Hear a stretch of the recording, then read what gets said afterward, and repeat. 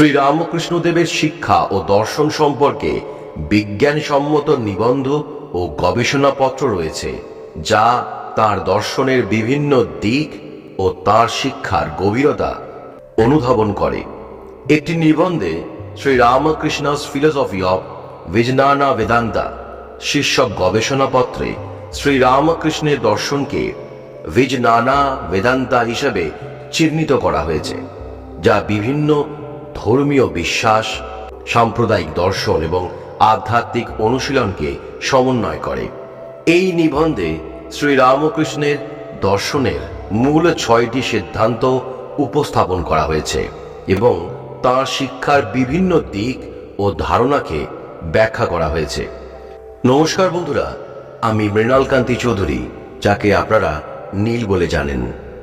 আরেকটি নিবন্ধ শ্রীরামকৃষ্ণ's হারমোনাইজিং philosophy of ভিজনানা Vedanta শীর্ষক অধ্যায়ে শ্রীরামকৃষ্ণের দর্শনের সামগ্রিক কাঠামো বর্ণনা করা হয়েছে, যেখানে তার দর্শনকে ভিজনানা বেদান্তা হিসেবে অভিহিত করা হয়েছে, যা তার নিজের মিস্টিক অভিজ্ঞতা থেকে উদ্ভূত একটি অবিচ্ছেদ্য বিশ্বদৃষ্টি।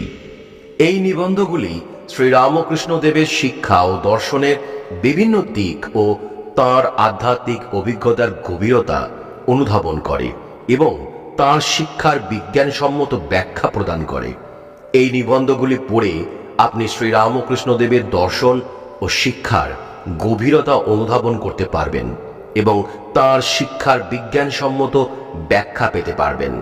শ্রীরামকৃষ্ণ দেবের মানব মন এবং মনোভাব সম্পর্কে গভীর অন্তর্দৃষ্টির পিছনে তার উচ্চশিক্ষা না থাকলেও তার অসাধারণ আধ্যাত্মিক অনুভূতি ও অন্তর্জ্ঞান ছিল।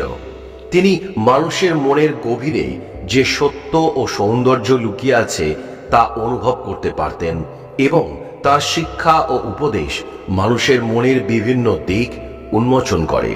তার উপদেশ ও বাণীগুলি মনোবিজ্ঞানের অনেক মৌলিক ধারণা ও তত্ত্বের সাথে মিলে যায়। উদাহরণস্বরূপ শ্রীরামকৃষ্ণদেব বলেছিলেন, মন হলো আমাদের সেরা বন্ধু যখন তা নিয়ন্ত্রণে থাকে এবং আমাদের সবচেয়ে খারাপ শত্রু যখন আমরা তার উপর নিয়ন্ত্রণ হারাই। এই উক্তি ভগবদ গীতার 4th অধ্যায়ের সাথে মিলে যায়, যেখানে বলা হয়েছে যে মন আমাদের সেরা বন্ধু যখন তার নিয়ন্ত্রণে থাকে এবং আমাদের সবচেয়ে খারাপ শত্রু যখন আমরা তার উপর নিয়ন্ত্রণ হারাই। তার শিক্ষা ও উপদেশ মানুষের মনের বিভিন্ন দিক উন্মোচন করে এবং মনোবিজ্ঞানের বিভিন্ন মতামত ও তত্ত্বের সাথে মিলে যায়। যেমন তার উপদেশ বিজ্ঞান অবস্থা, যা ঈশ্বরের সাথে এক অন্তরঙ্গ জ্ঞানের অভিজ্ঞতা বোঝায়। মনোবিজ্ঞানের সেই ধারণার সাথে মিলে যায় যে আমাদের অভ্যন্তরীণ অনুভূতি ও জ্ঞান আমাদের বাহ্যিক জগতের সাথে যোগাযোগ করে।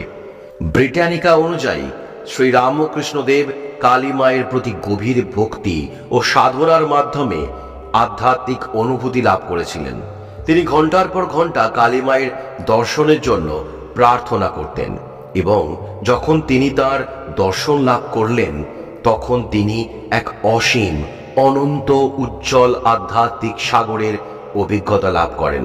এরপরে তিনি বিভিন্ন ধর্মীয় ও আধ্যাত্মিক পথের সাধনা করেন, যেমন বৈষ্ণব ধর্ম, শাক্ততন্ত্র, অদ্বৈত বেদান্ত, ইসলামের সুফিবাদ এবং রোমান ক্যাথলিক ধর্ম। প্রতিটি সাধনার পরে তিনি ব্রহ্মানন্দের একই অভিজ্ঞতা লাভ করেন। আমেরিকান বেদান্তিস্ট অনুযায়ী শ্রীরামকৃষ্ণ দেব তাঁর আধ্যাত্মিক শক্তি ও জ্ঞানের মাধ্যমে অন্যের কর্ম হ্রাস করতে এবং তাদের মনের দিককে ঈশ্বরের সাক্ষাৎকারের দিকে পরিবর্তন করতে সক্ষম ছিলেন। শ্রীরামকৃষ্ণ পরমহংসদেব যদিও উচ্চশিক্ষিত ছিলেন না, তবুও তিনি মানব মনোজগতের গভীর অন্তর্দৃষ্টি লাভ করেছিলেন। তার অভিজ্ঞতা এবং উপদেশ মনোবিজ্ঞানের অনেক ধারণা ও প্রক্রিয়াকে অজান্তেই প্রতিফলিত করে। উদাহরণস্বরূপ তিনি বলেছিলেন, মানুষের মনের মধ্যে ঈশ্বর বাস করেন, কিন্তু সব মানুষ ঈশ্বরের মধ্যে নেই। এই কারণেই আমরা কষ্ট পাই। এই উক্তি মনোবিজ্ঞানের সেই ধারণার সাথে মিলে যায় যে আমাদের অভ্যন্তরীণ সত্তা ও বাহ্যিক পরিস্থিতির মধ্যে একটি সংযোগ রয়েছে। শ্রী রামকৃষ্ণদেবের শিক্ষা ও উপদেশ মানব মনোজগতের বিভিন্ন দিককে উন্মোচন করেছে। তিনি বলেছিলেন, যে ব্যক্তি অন্যের জন্য কাজ করে সে নিজের জন্য ভালো করে। এই উক্তি মনোবিজ্ঞানের সেই ধারণাকে সমর্থন করে যে পরোপকার মানসিক সুস্থতা ও আত্মতৃপ্তি বৃদ্ধি করে। শ্রী রামকৃষ্ণ দেবের জীবন ও শিক্ষা গভীরভাবে আধ্যাত্মিক অনুভূতি ও অভিজ্ঞতায় প্রতিষ্ঠিত ছিল। তার অভিজ্ঞতা ও উপদেশ মনোবিজ্ঞানের বিভিন্ন মতামত ও তত্ত্বের সাথে মিলে যায়। যেমন তার উপদেশ বিজ্ঞান অবস্থা, যা ঈশ্বরের সাথে এক অন্তরঙ্গ জ্ঞানের অভিজ্ঞতা বোঝায়, মনোবিজ্ঞানের সেই ধারণার সাথে মিলে যায় যে আমাদের অভ্যন্তরীণ অনুভূতি ও জ্ঞান আমাদের বাহ্যিক জগতের সাথে যোগাযোগ করে। শ্রী রামকৃষ্ণ দেব তার অসাধারণ আধ্যাত্মিক অনুভূতি অন্তর্জ্ঞানের মাধ্যমে মানব মনোভাব সম্পর্কে গভীর অন্তর্দৃষ্টি লাভ করেছিলেন। তিনি কোনো উচ্চশিক্ষা ছাড়াই মানব মনের গভীরে যে সত্য ও সৌন্দর্য লুকিয়ে আছে তা অনুভব করতে পারতেন।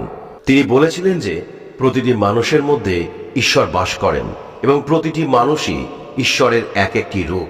তিনি মানুষের মধ্যে সাধু ও পাপী, ধার্মিক ও অধার্মিক সকলের মধ্যেই ঈশ্বরের উপস্থিতি দেখতে পান এবং এই দৃষ্টিভঙ্গি থেকে তিনি সকলের প্রতি সমভাবে আচরণ করতেন। তিনি আরো বলেছিলেন যে মানব জীবনের প্রধান বন্ধন হল কাম কাঞ্চন। তিনি মানুষকে কামিনী কাঞ্চন থেকে বিরত থাকার উপদেশ দিতেন, কারণ এই দুইটি বিষয় মানুষকে আধ্যাত্মিক উন্নতি থেকে বিরত রাখে। তিনি মানুষকে বিদ্যা মায়া ও অবিদ্যা মায়ার দুই দিক সম্পর্কে শিক্ষা দিয়েছিলেন, যেখানে বিদ্যা মায়া মানুষকে উচ্চতর চেতনার দিকে নিয়ে যায় এবং অবিদ্যা মায়া মানুষকে জন্ম মৃত্যুর চক্রে আবদ্ধ করে রাখে। আপনাদের মধ্যে অনেকেই আছেন যাদের অনেক কিছু বলার আছে, কিন্তু শোনার কেউ নেই। আমি শুনবো আপনাদের কথা। যদি আপনারা আমাকে কিছু বলতে চান, আমি অবশ্যই শুনবো। কমেন্ট করে জানান আপনারা কি বলতে চান। দরকার হলে আমি ইমেল আইডি প্রোভাইড করে দেবো বা হোয়াটসঅ্যাপ গ্রুপ ফর্ম করে দেবো। সেখানে আপনারা আপনাদের কষ্টের কথা বলতে পারেন, আলোচনাও করতে পারেন।